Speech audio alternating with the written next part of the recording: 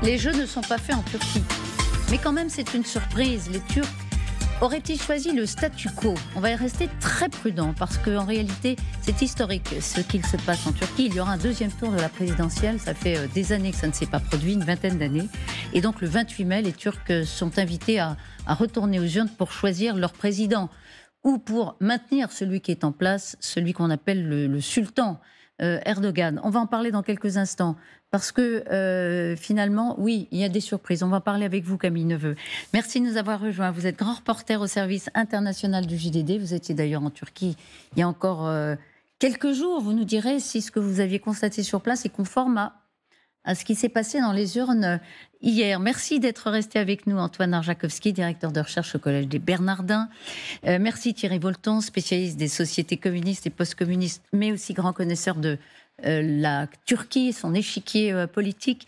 Et merci beaucoup à Guillaume Perrier, journaliste au service international du Point, ancien correspondant à Istanbul, auteur de « Les loups aiment la brume », enquête sur les opérations clandestines de la Turquie en Europe, aux éditions Grasset. Merci encore, vous avez tous veillé tard pour essayer d'avoir des résultats. Très intéressant de savoir comment vous les interprétez, parce qu'on pourrait dire un partout, la balle au centre. Laura Pouget, est-ce qu'on a des résultats d'ailleurs définitifs à cette heure-ci, à 10h30 ce lundi 15 mai? Les chiffres ne sont pas encore définitifs, mais voici la dernière actualisation faite par la commission électorale.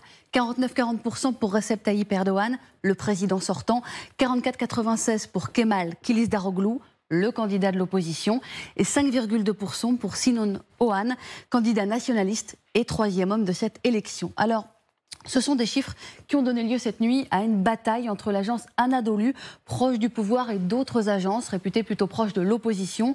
Mais je peux vous dire à ce stade que toutes convergent vers les proportions que je viens ici de vous citer. Ce qui nous conduit à une conclusion quasi certaine. Il devrait y avoir un second tour en Turquie et il aura lieu le 28 mai prochain.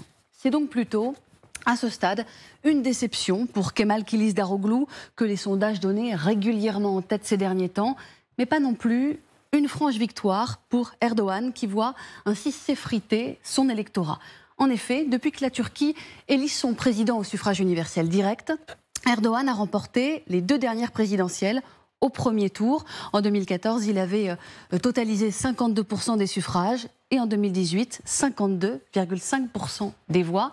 Illustration de cet effritement à Istanbul, qui a quand même été un de ses fiefs. Il en fut maire de 94 à 98. Eh bien, son principal opposant, vous voyez, arrive en tête, 48,5% des voix. Et puis, illustration et peut-être début d'explication aussi dans les provinces touchées par le séisme, où le président et son parti sont en baisse par rapport aux résultats de 2018. Merci beaucoup, Laura Pouget, pour ces derniers résultats qui seront encore affinés. Mais donc, le second tour semble inévitable. C'est toujours un peu compliqué, la bouteille, laquelle on la regarde, à moitié vide, à moitié pleine. Il a perdu, Erdogan, par rapport au précédent scrutin. Voilà, il est mis en ballottage, comme on dit. Certes, il est mis en ballottage, mais si vous regardiez les 10 derniers sondages qui ont été publiés entre le 6 et le 11 mai, Kemal Kılıçdaroğlu, le candidat de l'opposition, était en tête 10 fois. Avec 48 à 52% des intentions de vote, et Erdogan perdait 10 fois entre 45 à 47% des intentions de vote. Donc au regard de ça, on peut quand même dire que c'est une surprise, et c'est plutôt une bonne surprise pour lui, puisqu'il il n'est pas battu au premier tour. Certes, il y a un second tour, et quand vous regardez aujourd'hui, il est à peu près à un peu plus de 49%, 49,4%. Il risque d'y avoir un gros report de voix du faiseur de roi, comme on l'appelle maintenant, le candidat ultranationaliste Sinan Oğan, qui a un peu plus de 5%, ces électeurs devraient fortement se reporter sur Erdogan. Et donc là, mathématiquement, on voit qu'il est quand même quasi certain de l'emporter au second tour. Alors, l'opposition veut encore y croire. Il vire en tête, en effet, 49,4% pour le président Erdogan. Et vous nous dites que les 5% du président, du troisième homme, devraient se reporter plutôt en faveur du président sortant. Guillaume Perrier, gagnant, perdant ? Non, pour moi, l'affaire est entendue. Erdogan. C'est plié ? C'est plié pour Erdogan, oui, bien sûr. 49,4, il est quasiment proche des 50%. Sa baisse, elle est très relative quand même, 52% au dernier scrutin, de 52 à 49,4, j'y vois pas une baisse fracassante. Il y a eu effectivement un effritement de la participation dans l'Est et dans les zones sinistrées par les séismes de février. Le soutien à Erdogan n'a pas beaucoup baissé non plus dans ces régions-là. Donc je crois que la principale surprise, c'est d'abord le maintien d'Erdogan, de son socle électoral et de son soutien. L'opposition n'a pas réussi, malgré une campagne euphorique, n'a pas vraiment réussi à faire la percée qu'elle escomptait. Et donc effectivement, le troisième homme, Sinan Oğan, c'est un ultranationaliste, un loup gris proche de l'Azerbaïdjan, et donc son électorat va se reporter massivement sur Recep Tayyip Erdogan, étant donné que son mot d'ordre, c'est d'abord d'exclure les Kurdes du système politique. Donc vous diriez plutôt que c'est une défaite relative, mais une défaite quand même de l'opposition. Qu'est-ce qui s'est passé? Est-ce que les sondages... C'est une défaite qui n'est pas relative, c'est une défaite... Est-ce que ce sont les sondages qui se sont trompés? Ou est-ce que Erdogan, dans la dernière ligne droite, a réussi une dynamique propre à dépasser l'opposition? Les sondages, on leur fait dire ce qu'on veut, comme toujours. Il y avait des sondages pro-Erdogan qui donnaient Erdogan vainqueur. Il y avait des sondages favorables à l'opposition qui donnaient l'opposition vainqueur. Les commentateurs ont préféré voir les sondages favorables à l'opposition, mais je crois que c'est pas la première fois. Enfin, ce scénario... Ça fait 20 ans que je couvre les élections en Turquie, 20 ans que je couvre les victoires d'Erdogan. Et ce scénario, ça n'est pas la première fois qu'on le voit apparaître. En 2014, en 2015, on avait aussi donné Erdogan affaibli au pied du mur. Et puis, à chaque fois, il retombe sur ses pieds et sort vainqueur. Donc, je crois qu'il va quand même falloir qu'on finisse par comprendre les ressorts du pouvoir d'Erdogan. Et alors, qu'est-ce qu'on ne comprend pas? Sa popularité, le fait qu'il est à la tête d'un parti de masse, le fait que malgré une alliance totalement à l'extrême droite, là aujourd'hui il est allié avec les pires ultranationalistes et les islamistes les plus radicaux, malgré ça il l'emporte. Donc on a un pays profondément nationaliste, on a un pays profondément conservateur qui continue à donner une majorité à Erdogan. Un petit mot, par exemple, vous parliez des régions frappées par le séisme. On avait dit qu'elles vont se retourner contre un pouvoir qui, effectivement, a failli en termes de construction, de solidité. La corruption était en œuvre.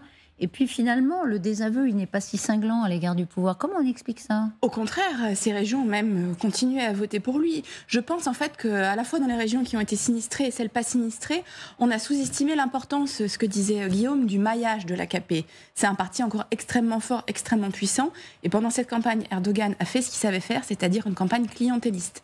Il s'est déplacé en masse dans les régions sinistrées, pas sinistrées. Il a dit aux régions sinistrées, voilà, moi je vais vous donner un abonnement gratuit au gaz pendant un an, hausse des salaires dans le public. Les gens qui ont été touchés par le séisme ont eu, de la part de l'AKP, 3 repas gratuits. Il s'est déplacé en disant « j'amène 150 maisons préfabriquées ». Et donc, si vous voulez, je pense qu'au moment de voter, ces gens-là ont eu peur de perdre ces avantages. Alors, avant de vous entendre, Antoine Arkajakowski et Thierry Bolton, on va évidemment rejoindre tout de suite Hélène Bonnet, notre envoyée spéciale LCI TF1 sur ce scrutin. Vous avez suivi, j'imagine vous aussi Hélène, vous n'avez pas beaucoup dormi. Quel est l'état d'esprit des Turcs ce matin, Hélène ?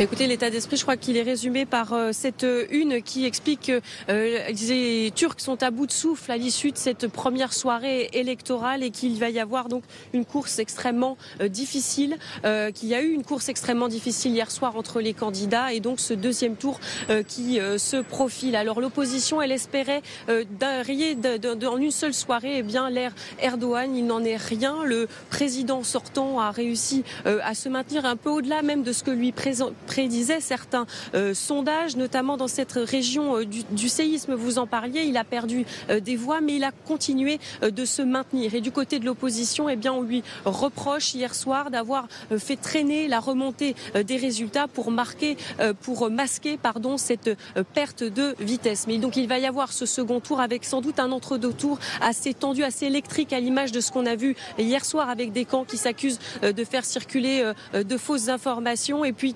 tentative de mobiliser chaque électorat. Et puis il va sans doute y avoir aussi cette surenchère dans les propositions pour justement aller chercher cet électorat du troisième homme, électorat nationaliste, ultra-nationaliste, ce troisième candidat qui a bien l'intention de monnayer justement son report de voix.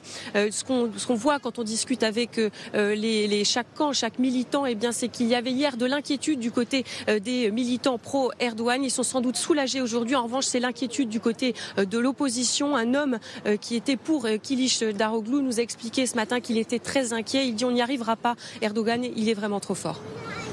Merci beaucoup Hélène Bonneuil. Il est trop fort, Erdogan. C'est un peu effectivement ce qu'on est tenté de se dire à vous écouter. Mais donc, pour vous aussi, les carottes sont cuites, si je puis dire, pour l'opposition turque. Elle a raté ce pari qui paraissait pourtant à sa portée. Alors, pour moi, les carottes ne sont pas cuites parce qu'il va y avoir encore un deuxième tour et qu'il faut laisser sa chance à la démocratie, même si je suis d'accord sur le fait que les choses sont mal engagées pour Kiliç Daroglu. Moi, ce qui m'interroge, c'est la position des Européens par rapport à ce scrutin. Il n'y a pas eu de réception de Kiliç Daroglu en France, il n'y a pas eu de réception en Allemagne. On observe comme si ça ne nous concernait pas, alors que ça arrive fréquemment que quand il y a des élections, quand il y avait eu des élections en Ukraine, par exemple, et Zelensky et Poroshenko étaient venus et on avait écouté les uns et les autres. Là, c'est comme si on met ça à distance en se disant oula, c'est une bombe à retardement, on va pas se fâcher avec Erdogan. Or, moi, c'est une question qui m'interroge. Pourquoi la diplomatie française n'a pas une position plus européenne, plus éthique? On sait que Kiliç Daroglu est beaucoup plus européen, beaucoup plus démocrate, beaucoup plus proche de l'OTAN. On devrait être beaucoup plus à le soutenir et à montrer et je pense surtout à l'Allemagne qui devrait, à mon avis, être beaucoup plus engagée dans cette question compte tenu de la diaspora turque en Allemagne. Est-ce qu'il y aurait gagné électoralement? Est-ce que les soutiens occidentaux, compte tenu de la position d'Erdogan par rapport à nous, est-ce que il y aurait gagné l'adversaire, ou est-ce que les Turcs auraient mal pris ce soutien des Occidentaux? Oui, bien sûr. Vous avez raison. C'est pour ça que les Occidentaux ont eu leur soutien. C'est parce que ça aurait favorisé Erdogan, bien entendu. Erdogan a fait campagne contre l'Occident en disant que son adversaire était soutenu par les Occidentaux, et c'est pour ça qu'il l'emporte. C'est un vote anti-occidental, cette élection. Il faut bien le comprendre. Donc tout soutien de l'Europe à l'adversaire d'Erdogan aurait encore renforcé le vote Erdogan. Et c'est pour ça que ce soutien ne s'est pas exprimé. C'est partir perdant que de dire ça, en considérant que les Turcs sont des soumis à l'autocratie et des hostiles par principe à l'Europe, ce qui pour moi est une forme de mépris de la Turquie. Et deux, c'est aussi montrer la force d'une diplomatie éthique, d'une diplomatie fondée sur des principes. Vous avez vous-même dit que la position trouble d'Erdogan vis-à-vis des personnalités les moins respectables de la région, la moindre des choses pour une diplomatie européenne, c'est de défendre les principes de la diplomatie éthique. Ce qui n'est pas le cas. Ce n'est pas ce qu'elle fait depuis des années. Les chancelleries européennes, en fait, ont suivi vraiment avec une extrême attention ce qui s'est passé en Turquie. Ils se sont bien gardés de prendre une position, notamment parce que pour l'Europe, le fait que Kemal Kılıçdaroğlu devienne président de la Turquie, c'est pas paradoxalement, forcément, une très bonne nouvelle. C'est-à-dire qu'il y aurait eu une restauration du dialogue, qui aujourd'hui est quand même au point mort avec la Turquie, mais Kemal Kılıçdaroğlu arrive avec extrêmement d'attentes et extrêmement de demandes. Il a notamment promis aux Turcs pendant la campagne qu'ils n'auraient plus besoin de visa pour entrer en Europe. Vous imaginez bien qu'à Berlin, à Paris, à Rome, c'est pas possible, ça. Donc voilà. Et puis vous avez aussi la question des réfugiés syriens, dont on a peu parlé dans cette campagne en France et en Europe, mais qui était extrêmement importante. Et sur cette question-là, Kemal Kılıçdaroğlu a une position qui est presque plus dure qu'Erdogan. Il a dit que d'ici 2 ans, il voulait voir retourner les 3,6 millions de réfugiés syriens dans leur pays. Son parti, le GHP, n'a jamais rompu les liens avec l'administration d'Assad.